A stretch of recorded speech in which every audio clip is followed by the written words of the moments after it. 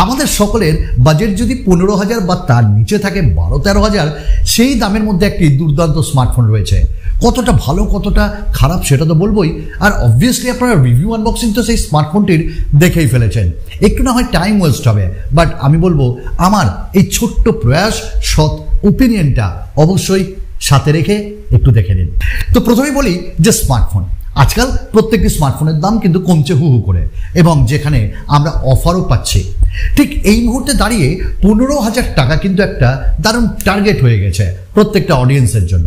এবং 15,000-এর নিচে যদি একটা 5G স্মার্টফোন পাই তাহলে তো কথাই নেই, আর সেটাও যদি 13 থেকে 12,000-এর মধ্যে পাই। তো এই মুহূর্তে দাঁড়িয়ে স্ন্যাপড্রাগন 4 Gen 1 একটা নতুন প্রসেসর, আর সেই নতুন প্রসেসর দিয়ে একটি দুর্দান্ত স্মার্টফোন লঞ্চ করেছে iQOO, এবং আই হোপ দ্যাট বাংলাদেশেও এই স্মার্টফোনটি যাবে এবং বেশ ভালো দামেই যাবে।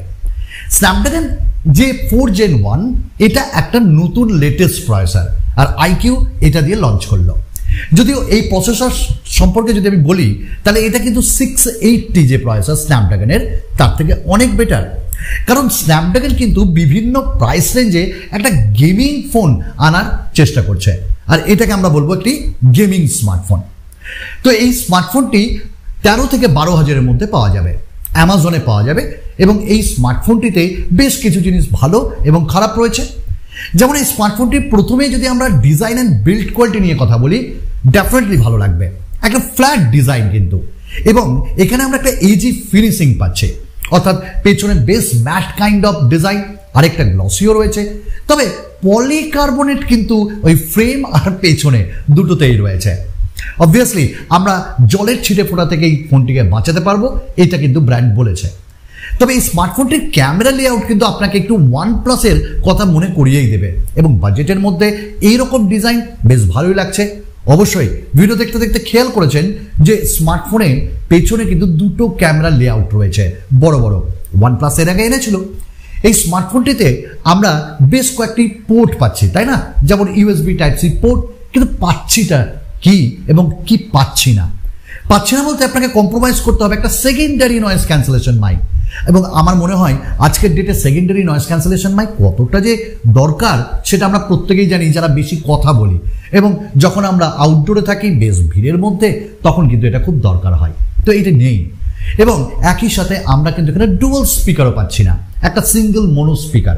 এবং এটাও আমরা প্রত্যেকে জানি যে আজকে যখন এই ওটিটি প্ল্যাটফর্মে বা ইউটিউবে যে কোনো কন্টেন্ট দেখি তখন কিন্তু ডুয়াল স্পিকারটা প্রচণ্ড পরিমাণে দরকার হয়, কিন্তু তারা দিচ্ছে না। ইভেন এই স্মার্টফোনটিতে আমরা হাইব্রিড সিম স্লট পাচ্ছি, যেখানে আমরা dedicated micro SD card slot পাচ্ছি না। যদি আমরা 64 GB ভ্যারিয়েন্ট নিই তাহলে কিন্তু একটু সমস্যার ব্যাপার রয়েছে। আবার ডিসপ্লেতেও কিন্তু বেশ কম্প্রোমাইজ করেছে এই ব্র্যান্ডটি, একটা ওয়াটার ড্রপ নচ। আজকের ডেটে এই দামে Redmi 11 Prime water drop notch দিচ্ছে, Redmi 11 Prime 4G সেটাও water drop notch. Even Poco তাদের যে স্মার্টফোনটা লঞ্চ করেছে M5 সেখানেও কিন্তু আমরা ওয়াটার ড্রপ নচ পেয়েছি। জানি না আজকের ডেটে শেষে এসে এইটাই ট্রেন্ড করছে কিনা এই স্মার্টফোন ব্র্যান্ডগুলো, আমরা মানি না। এই স্মার্টফোনটিতে আমরা 120 Hz রিফ্রেশ রেট পাচ্ছি, একটা IPS LCD panel with 400 nits brightness.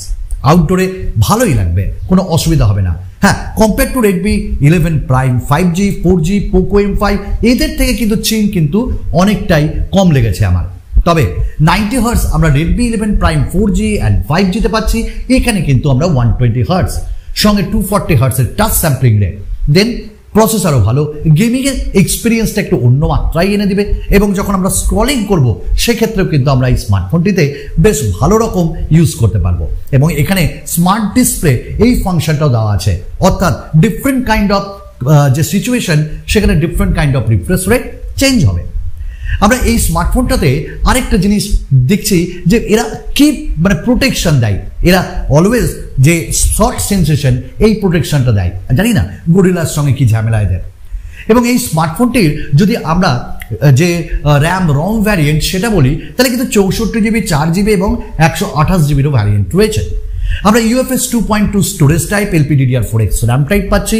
দো আমরা যদি Redmi 11 Prime 4G-তে যাই এই দামে তাহলে কিন্তু ওখানে একটা UMCP 5G-তে দেওয়া হয়েছে 64 GB 4 GB, 128 আবার দেওয়া হয়েছে UFS 2.2। UMCP এটা কিন্তু ওই UFS 2.0 বা 2.1 এর মতনই রিড অ্যান্ড রাইট স্পিড দেবে। আমরা এই স্মার্টফোনটা 5G পাচ্ছি, অর্থাৎ 5G কটা ব্যান্ড রয়েছে, এখানেও কম্প্রোমাইজ এই স্মার্টফোন ব্র্যান্ডটির। আমরা এখানে অনলি 2টি ব্যান্ড পাচ্ছি, যদিও রিভিউয়াররা অবশ্যই বলেছে যে এই 2টি ব্যান্ড আপনার কাজ চালিয়ে দেবে। আমি জানি না, যতক্ষণ না প্র্যাকটিক্যাল জিনিসটা দেখছি, কটা ব্যান্ড ইন্ডিয়াতে লঞ্চ হচ্ছে, তারপর না হয় আমরা এই ওপিনিয়নটা দেব, কারণ ফালতু হাওয়ায় কথা বলে তো লাভ নেই। এবং এই স্মার্টফোনটিতে আমরা 4 Gen 1 প্রসেসর পাচ্ছি। এটা একটা লেটেস্ট চিপসেট, এবং এর যদি আমরা থার্মাল দেখি তাহলেও কিন্তু থ্রটলিং বেশ ভালো হয়েছে। অ্যাকচুয়ালি আমরা রিভিউ দেখেছি। এবং এই স্মার্টফোনটিতে আমরা যে প্রসেসর পাচ্ছি এটি একটি 6nm টেকনোলজির প্রসেসর, যেখানে Dimensity 700 আমাদের Redmi 11 5G দিচ্ছে, 4G যেখানে Helio G99 এটাও একটা নতুন প্রসেসর, আর এখানে আমরা Snapdragon-এর এই 4 Gen 1 পাচ্ছি। যদিও আমরা এটাকে Snapdragon 680 সঙ্গে কম্পেয়ার করতে পারি, কারণ এর অন্তত বেঞ্চমার্ক প্রায় 3,81,000-এর উপর এসছে, যেখানে আমরা Helio G99 বা Dimensity এগুলো 3,80,000 এরকম পেয়েছি, অর্থাৎ বেশ অনেকটাই বেশি। তাহলে গেমিং এর ক্ষেত্রে আমরা কিন্তু এটাকে একটা দুর্দান্ত বলে এই দামে মনে করতে পারি। ইভেন এর পারফরমেন্সের সঙ্গে হিটিং ইস্যু নেই, কারণ এখানে 4 layer cooling technology iQOO provide করেছে। এই জিনিসগুলো ভালো, এবং ডে টু ডে ইউসেজে কোনো কিন্তু সমস্যার ব্যাপার নেই। নাও যারা কম্প্রোমাইজ করছে এই বাজেটে, সেটা হলো ক্যামেরা। আপনারা মনে করুন পোকো M4 যখন লঞ্চ হলো 4G, তখন কিন্তু ক্যামেরা বেশ ভালো, সেখানে আমরা 64, 8, 2 করে পাচ্ছি বা 2 দিচ্ছে। এবার থেকে যেন সব স্টোরি কিন্তু পাল্টে গেল। এখানে 50 মেগাপিক্সেলের উইথ স্যামসাং সেন্সর আমরা পাচ্ছি, অ্যান্ড আফটার দ্যাট 2 মেগাপিক্সেল একটা ডেপথ। এবং এই কাহিনী কিন্তু প্রত্যেকটাতে Redmi 11 Prime 5G বলুন বা পোকো বলুন, প্রত্যেকে কিন্তু এইটাকেই আজকে ট্রেন্ডস ধরে নিয়েছে। এবং সামনে 8 মেগাপিক্সেলের selfie camera with water drop notch. আজকের ডেটে ওয়াটার ড্রপ নচ চলে না। এবং এই স্মার্টফোনটি ফুল এইচডি ভিডিও রেকর্ডিং করতে সক্ষম। যাই হোক, ওই একটা ক্যামেরাই আপনি পাচ্ছেন এই দামে, এটা মাথায় রাখবেন। 50 মেগাপিক্সেল, 5000 mAh ব্যাটারি, এখানে ভালো। আবার সঙ্গে আমরা কোনো চার্জার পাচ্ছি না বক্সে, iQOO অ্যাটলিস্ট দিচ্ছে না। তার কথাও বলা হয়েছে যে দাম তাহলে আরও বেড়ে যেত। আরে আর 500 টাকা বাড়লে ক্ষতি কি? একটা চার্জার আমাকে তো কাস্টমারকে বাইরে থেকেও কিনতে হবে, সে কি আর চার্জার ফ্রিতে পাচ্ছে কোথাও থেকে? এই কথাটা আমি মানলাম না। তো রেডমি এবং পোকো তারা কিন্তু 22.5 ওয়াটের ফাস্ট চার্জার দিচ্ছে, যদিও এটি 18 ওয়াটের ফাস্ট চার্জিংকে সাপোর্ট করে ইভেন iQOO। আমরা এখানে অ্যান্ড্রয়েড 12 পাচ্ছি, ফানটাচ ওএস পাচ্ছি, এবং এই ফানটাচ ওএস 12ও পাচ্ছি। এবং আরেকটা জিনিস, এখানে এক্সটেন্ডেড র্যাম বলেও একটা অপশন আমরা পাচ্ছি, যারা ভার্চুয়াল র্যামে বিশ্বাস করেন আর কি।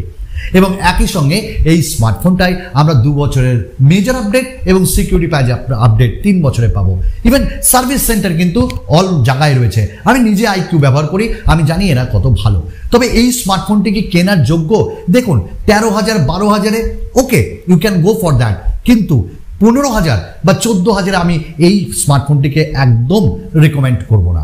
কারণ আমার মনে হয় অফারে অনেক স্মার্টফোনের দাম অনেক কমবে, ওইগুলোকে দেখতে পারেন। এখানে অনেক ইস্যু আমরা দেখলাম, যেমন ডুয়াল মাইক্রোফোন নেই, এবং আমরা এখানে ডুয়াল স্পিকার পাইনি, ক্যামেরাতে একটাই 50 মেগাপিক্সেল, সেলফিও অত ভালো না, দেন ওয়াটার ড্রপ নচ। এবং কেন যাবো এগুলোর জন্য? তো আমার সৎ মতামত এটাই বলে, স্কিপ করুন এই স্মার্টফোনটিকে, কোনোভাবে এটি জাতীয় ফোন না। আরও একটা নতুন এইরকম সৎ মতামতের সঙ্গে আসবো। সাথে থাকুন, পাশে থাকুন, একটা লাইক। ধন্যবাদ।